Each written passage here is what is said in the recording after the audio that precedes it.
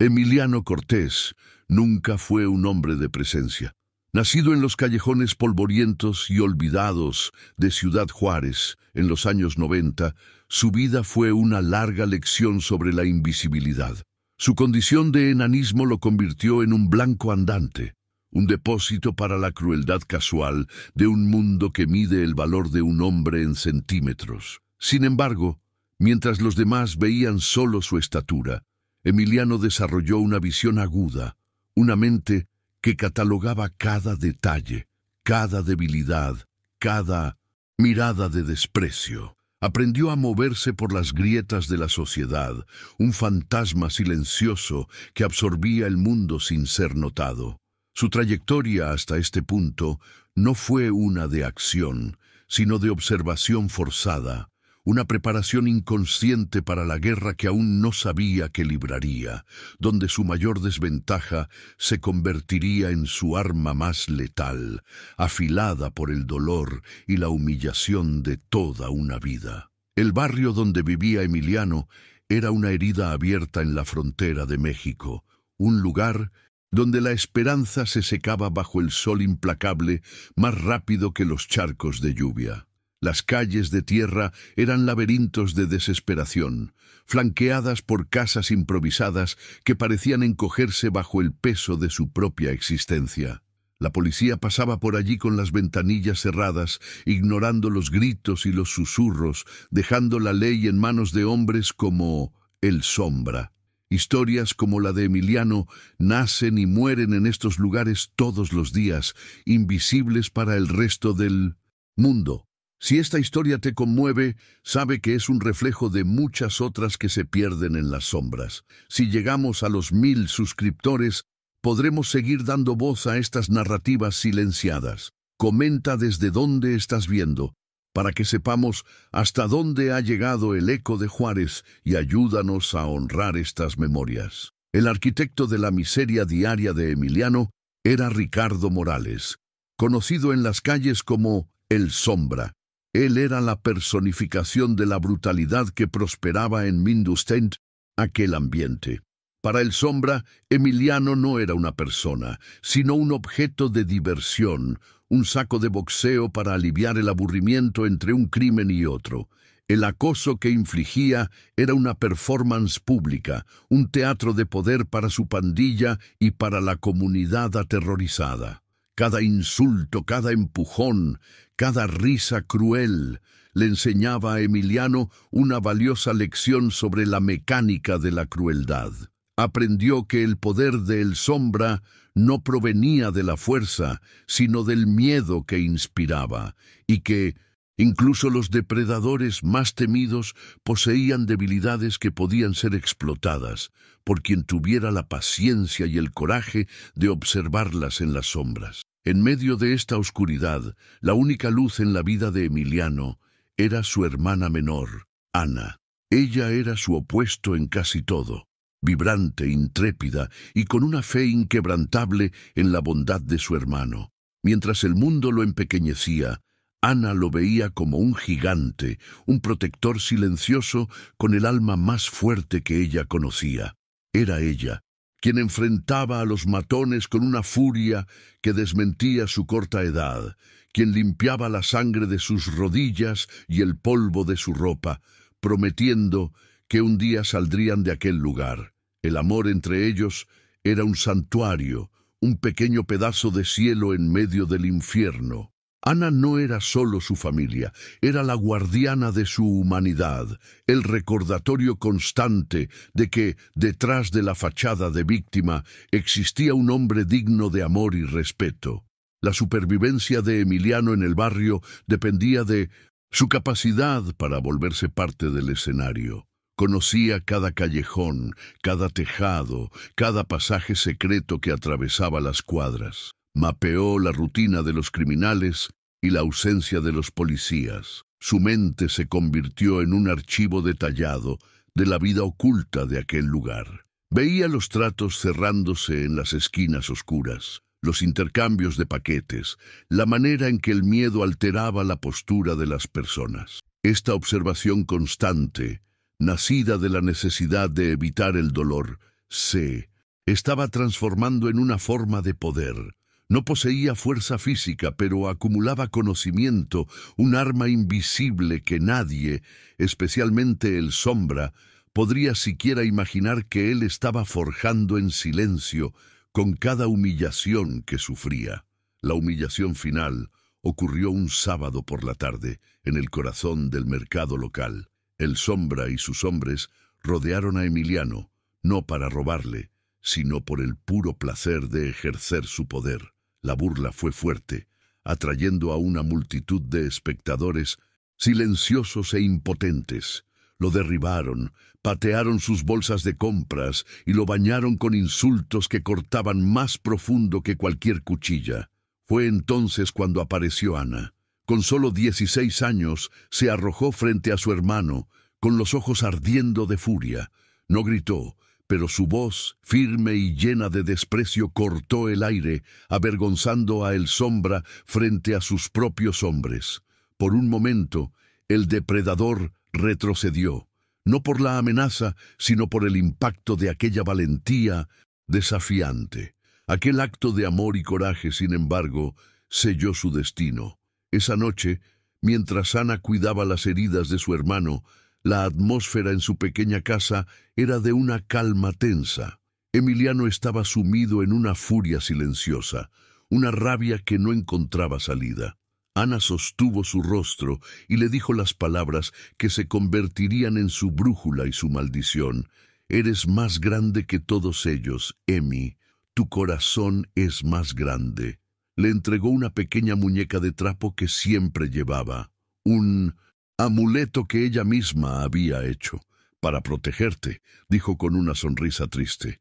Aquel fue el último momento de ternura, la última mirada que no estaba manchada por la sangre y la venganza. Fue la última vez que Emiliano se sintió humano, antes de que el mundo exterior viniera a reclamar todo lo que amaba.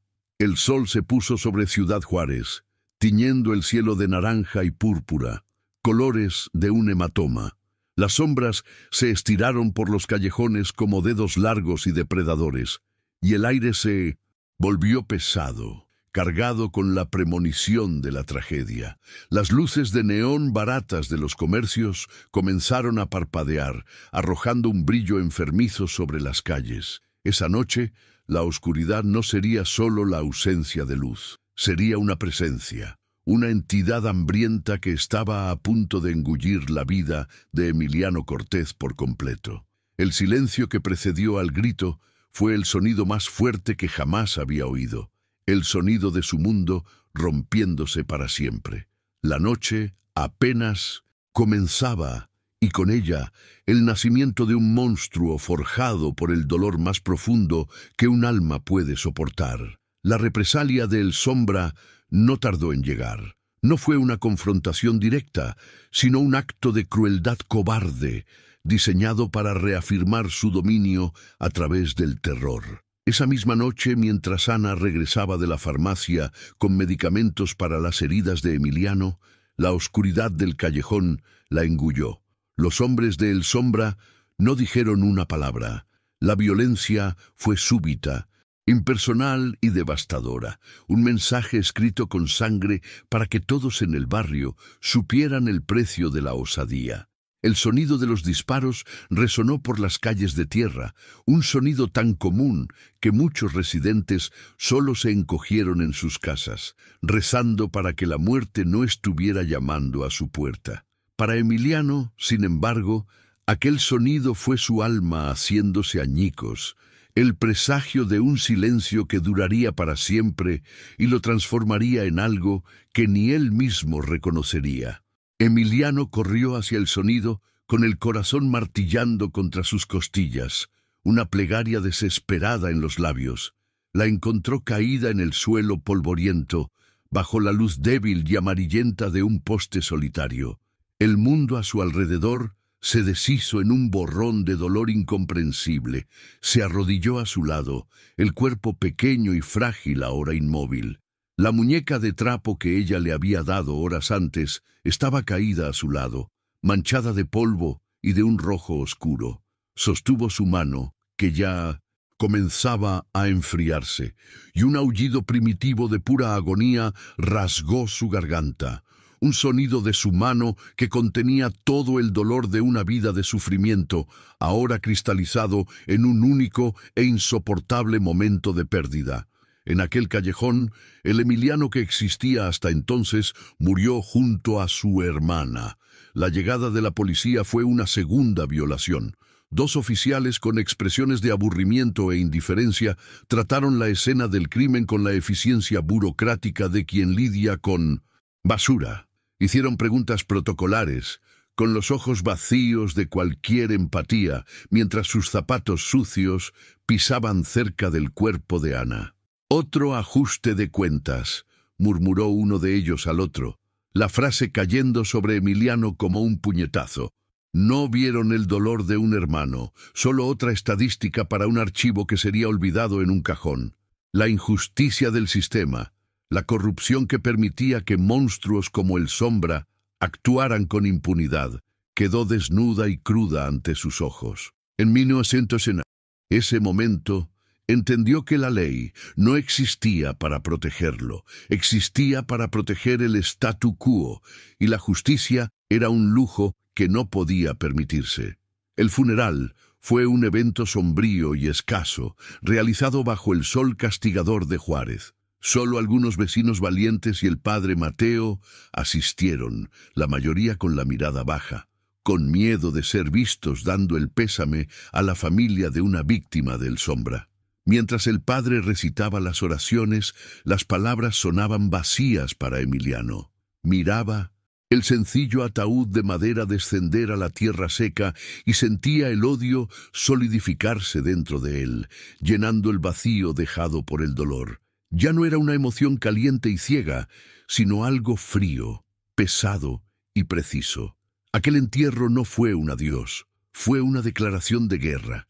Allí, ante la tumba de su única fuente de luz, Emiliano enterró su antigua identidad y juró que la tierra de Juárez bebería la sangre de aquellos que le arrebataron a su hermana. De vuelta en su casa, ahora insoportablemente silenciosa, Emiliano recogió la pequeña muñeca de trapo del suelo. Limpió la mancha oscura con el pulgar, la tela ahora un símbolo sagrado de su promesa. El luto todavía lo consumía, pero se había transformado en combustible. La tristeza dio paso a una claridad aterradora. Si el mundo era gobernado por monstruos, él se convertiría en un monstruo mayor. Si la justicia era ciega, él sería sus ojos y su cuchilla. No volvería a esconderse ni a esperar una salvación que nunca llegaría. Decidió que el miedo ya no gobernaría su vida ni su barrio. Y es por decisiones como esta, nacidas del dolor más profundo, que historias como la suya necesitan ser contadas. Suscribirte a nuestro canal es la forma de asegurar que el eco de estas voces, que se levantan contra la oscuridad, jamás sea olvidado. Después del entierro de Ana, Emiliano Cortés desapareció. Para el barrio, su ausencia fue solo otra nota a pie de página en la crónica diaria de la tragedia. La mayoría supuso que había huido, un perro herido en busca de un lugar para morir en paz. Otros, más cínicos, susurraban que el Sombra había terminado el trabajo, eliminando al último testigo de su crueldad. Nadie imaginaba la verdad. Emiliano no huyó lejos. Se sumergió más profundo en las entrañas de la ciudad, encontrando refugio en un sótano abandonado bajo una tortillería cerrada. El olor a moho y concreto húmedo se convirtió en el aire de su nuevo mundo, una catacumba donde sepultaría al hombre que fue para dar a luz al arma en la que necesitaba convertirse. El mundo de arriba podía olvidarlo, era exactamente lo que él quería. En la penumbra de su guarida, iluminado por una única bombilla desnuda, Emiliano inició su metamorfosis. Con los pocos ahorros que tenía, compró libros viejos de química, manuales de tácticas de guerrilla urbana y tratados de anatomía. No estaba entrenando para ser un soldado, estaba estudiando para ser un depredador. Durante el día, leía obsesivamente, absorbiendo conocimientos sobre venenos de fabricación casera, la inestabilidad de compuestos químicos y los puntos débiles del cuerpo humano. Por la noche se deslizaba entre las sombras observando. Mapeó las rutinas, los negocios, las debilidades y los vicios de cada miembro de la pandilla de El Sombra. Su inteligencia, antes una herramienta pasiva, ahora se convertía en una forja, moldeando un plan meticuloso y letal, pieza por pieza. La transformación más profunda, sin embargo, ocurría en su interior. El luto que lo había paralizado dio paso a un motor frío y eficiente, movido por el odio. Practicaba el desapego emocional como un monje practica la meditación. Miraba fotografías antiguas de Ana no para sentir el dolor de la pérdida, sino para solidificar su determinación, para recordarse a sí mismo el precio de la inacción. Dejó de verse como Emiliano, la víctima.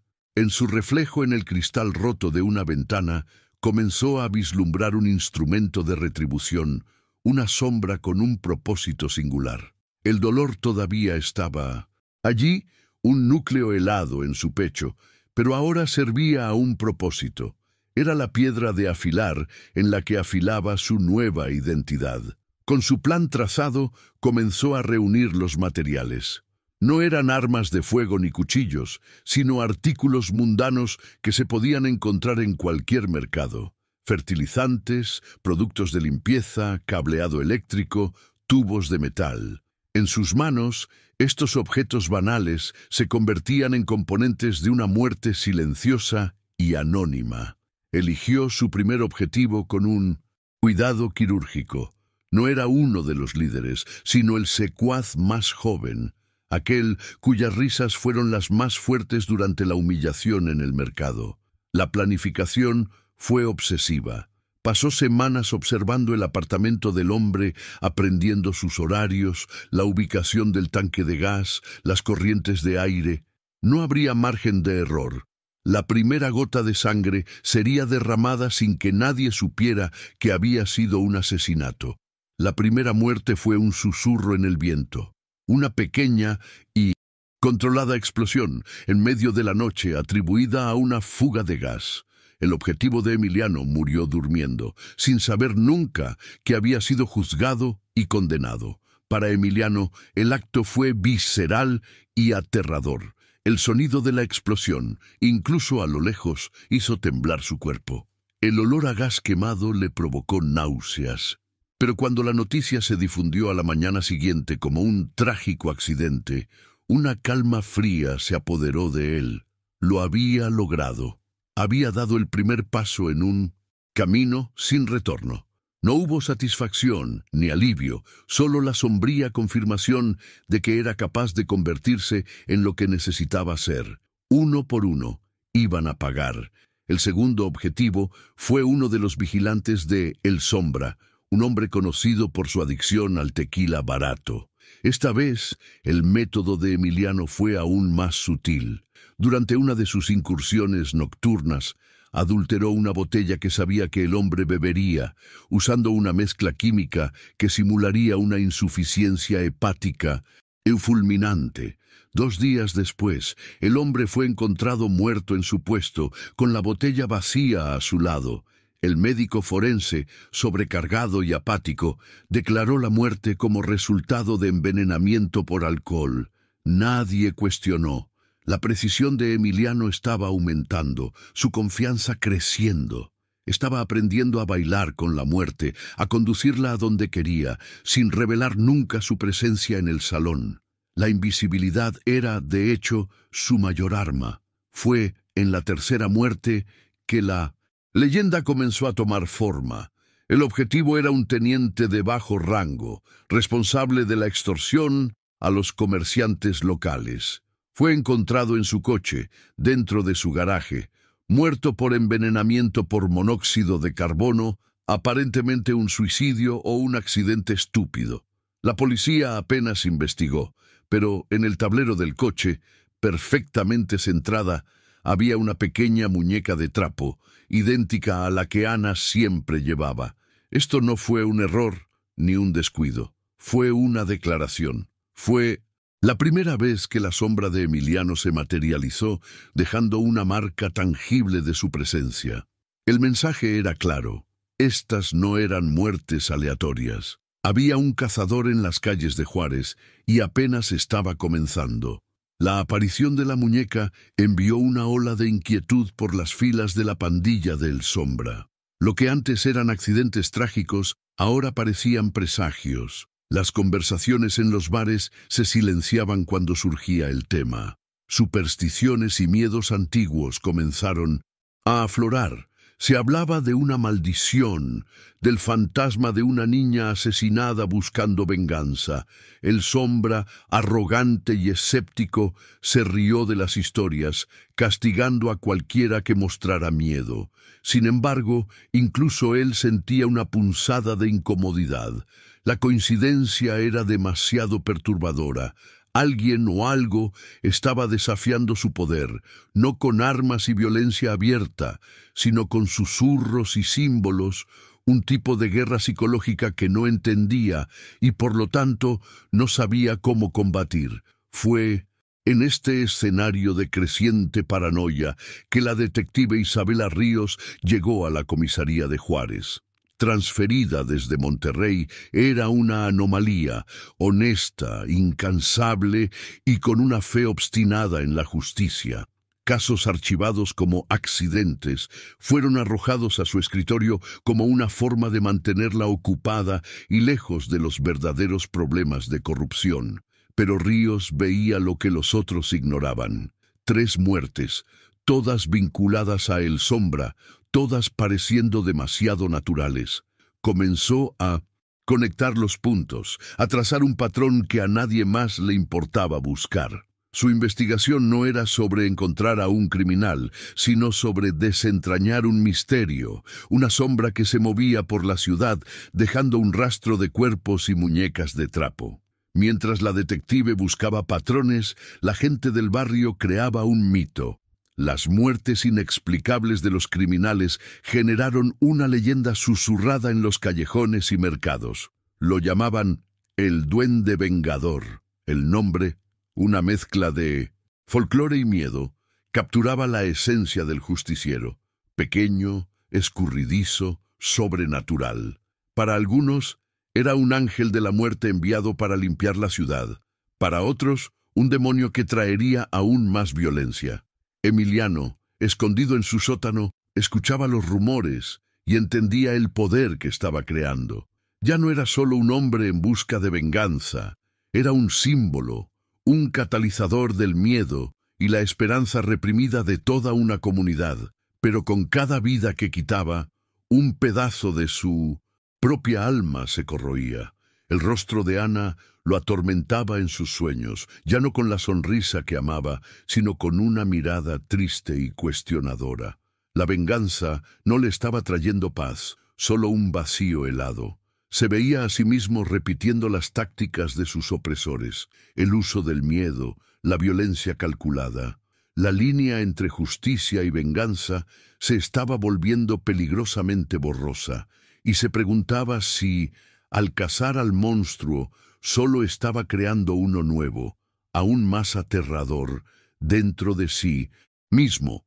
La lucha contra el Sombra era una batalla externa, pero la verdadera guerra se libraba en el silencio de su propia conciencia, una lucha para no perderse por completo en la oscuridad que él mismo había creado.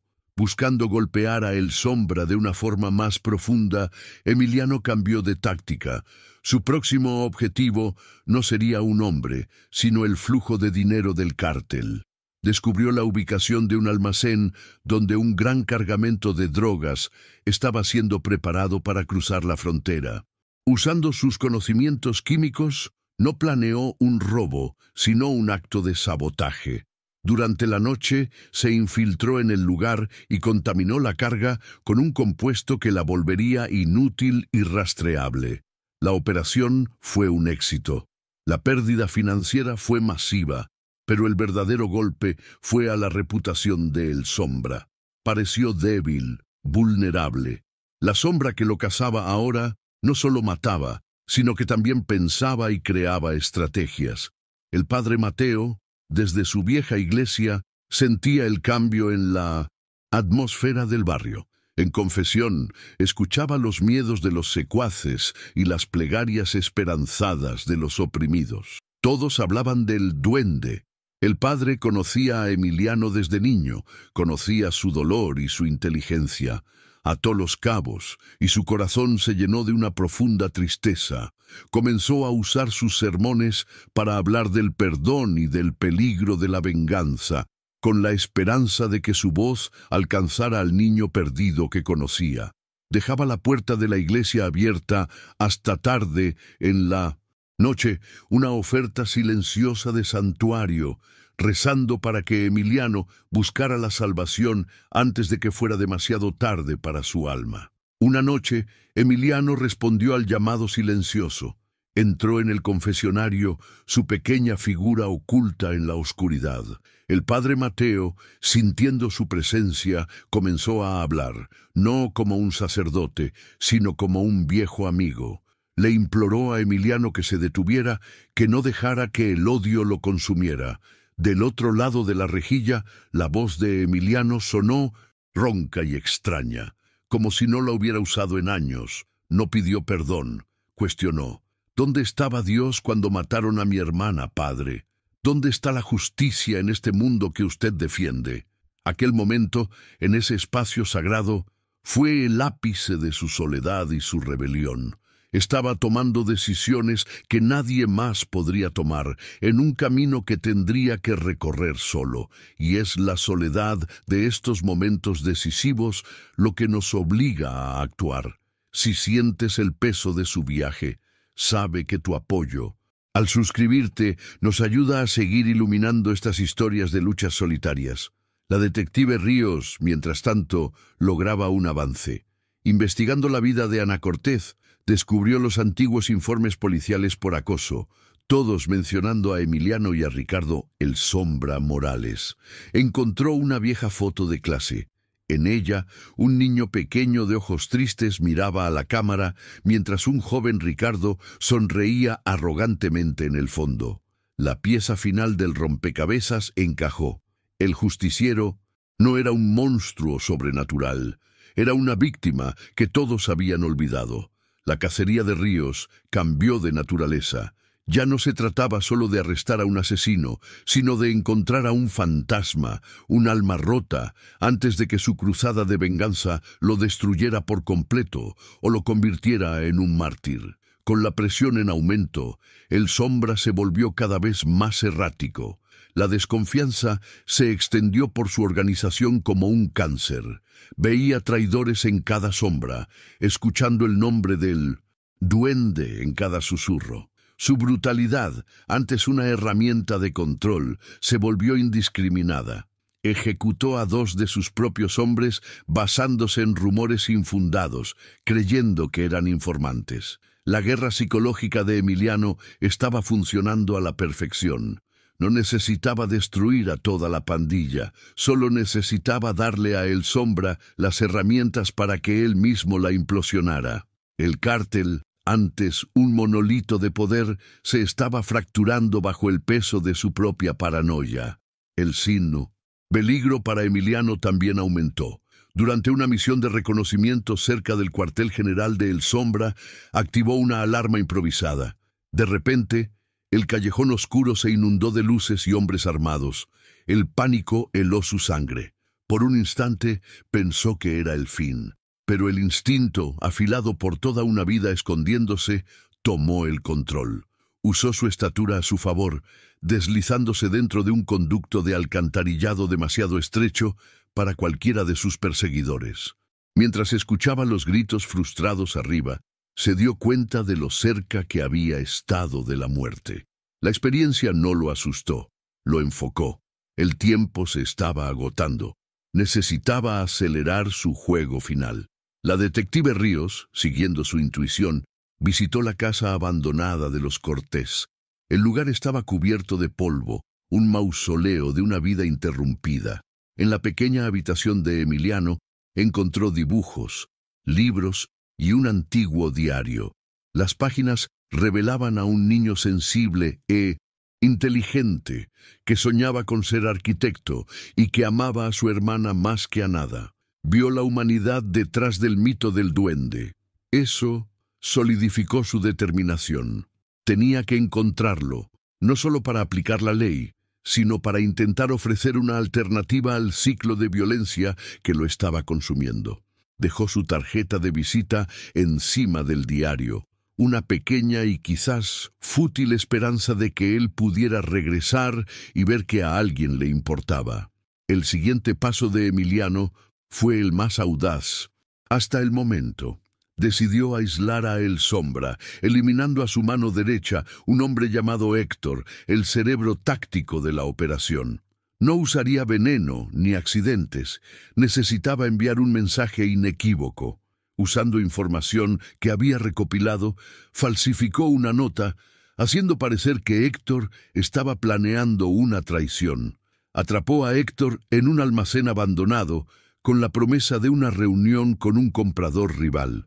Allí, en lugar de un comprador, Héctor encontró una trampa. Emiliano, usando el entorno a su favor, logró incapacitarlo y ejecutar su sentencia. La muerte fue rápida, pero la escena que dejó atrás fue diseñada para aterrorizar. El cuerpo de Héctor fue encontrado a la mañana siguiente, en medio de la plaza del barrio, un lugar donde todos pudieran verlo. No había señales de lucha, solo una única herida precisa, y en su mano, firmemente colocada, estaba la familiar muñeca de trapo. La audacia del acto conmocionó a todos. El duende ya no se escondía en las sombras. Estaba reclamando el corazón del territorio de El Sombra. El mensaje para el líder del cártel era brutalmente claro. No estás seguro en ninguna parte. Tus hombres no pueden protegerte. Voy a por ti. El miedo en el barrio alcanzó su punto máximo. Un silencio pesado que aguardaba la tormenta final. La reacción de la comunidad fue un espejo de su desesperación. Algunos residentes, en secreto, comenzaron a encender velas en sus ventanas, no para los santos, sino para el duende, su ángel. Vengador, lo veían como la única forma de justicia que conocerían. Otros, sin embargo, temían la escalada. La guerra abierta entre el justiciero y el cártel significaba más sangre, más balas perdidas, más peligro para sus hijos. El barrio, antes unido en su sufrimiento silencioso, ahora estaba fracturado por la esperanza y el miedo. Emiliano, que comenzó su viaje para vengar a una sola persona, ahora era el epicentro de un conflicto que amenazaba con consumirlos a todos. El peso de sus acciones comenzó a aplastar a Emiliano.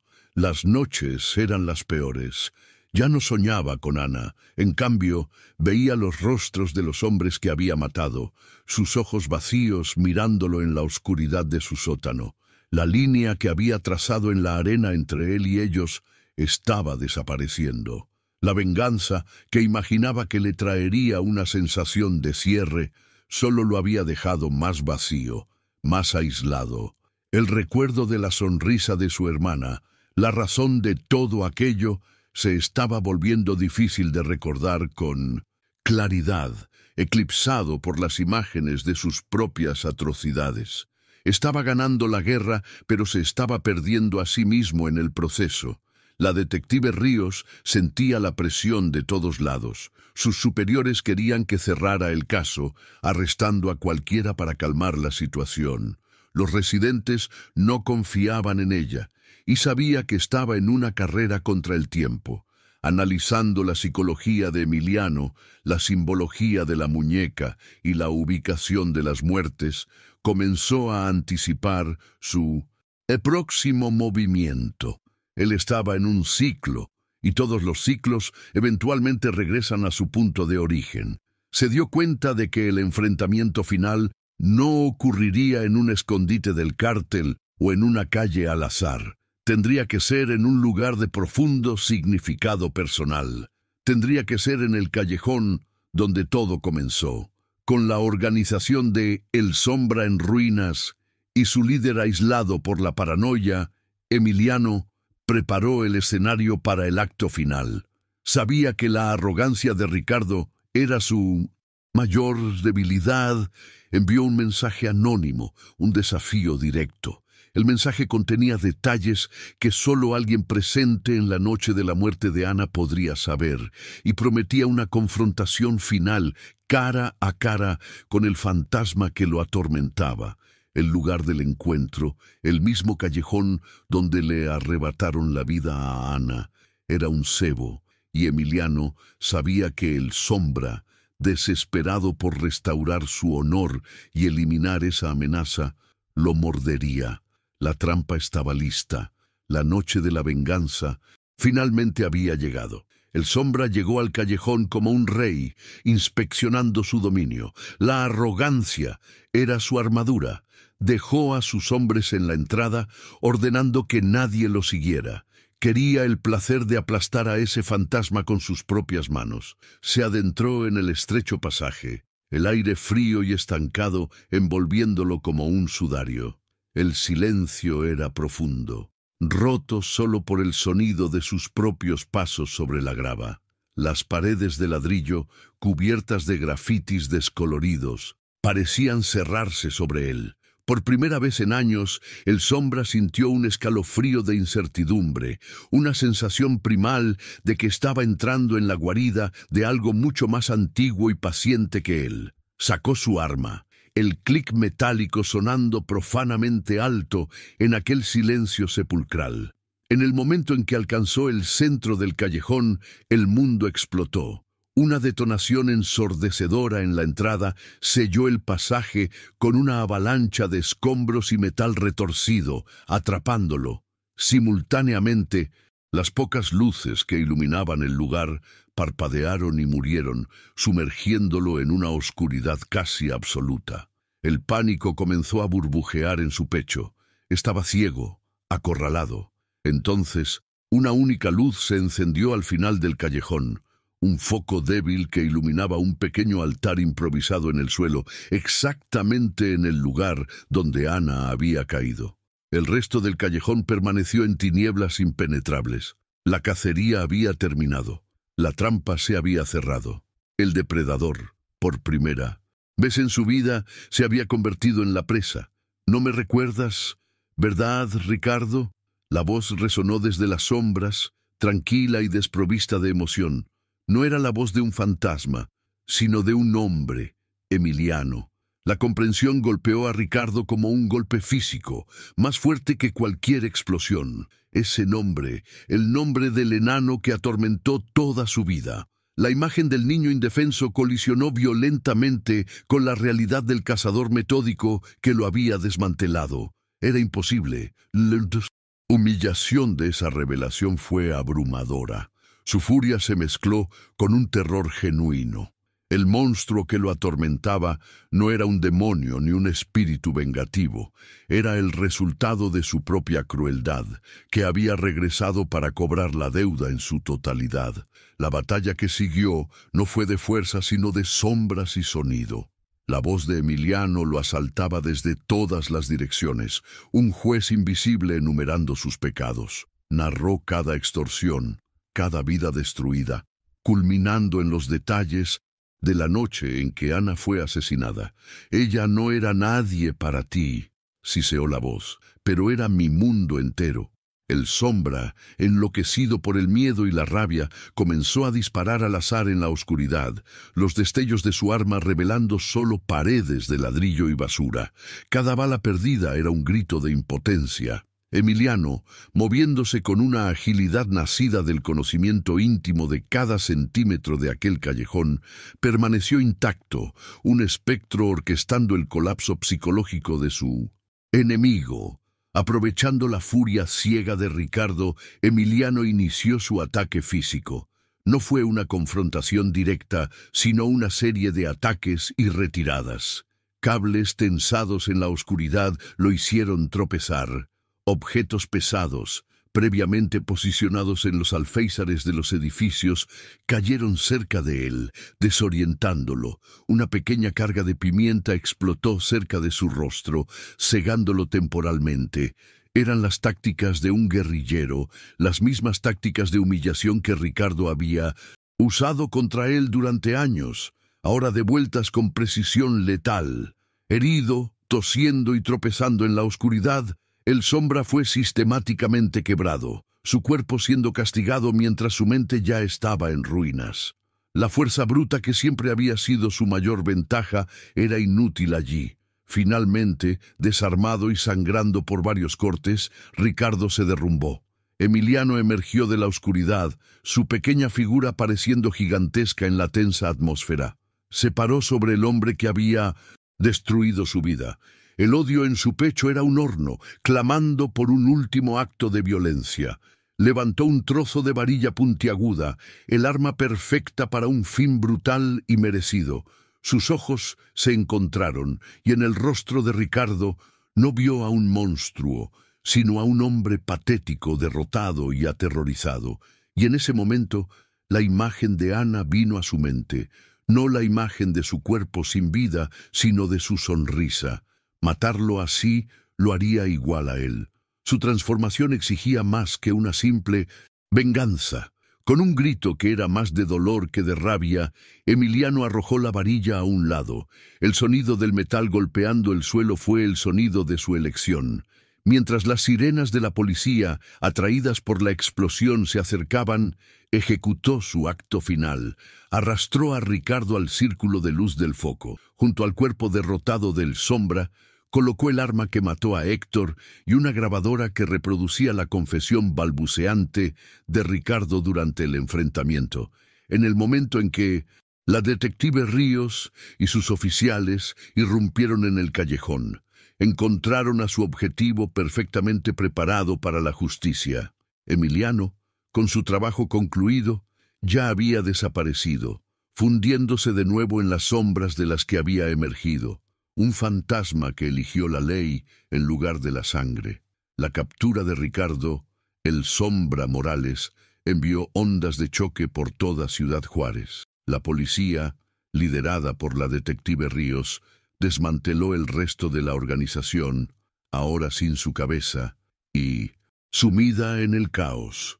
En el callejón, mientras los peritos recogían las pruebas meticulosamente plantadas, Ríos miró hacia los tejados oscuros que rodeaban la escena. No vio nada, pero sintió una presencia. Sabía que el duende había estado allí y que, en su momento final de poder absoluto, eligió un camino diferente al de su enemigo.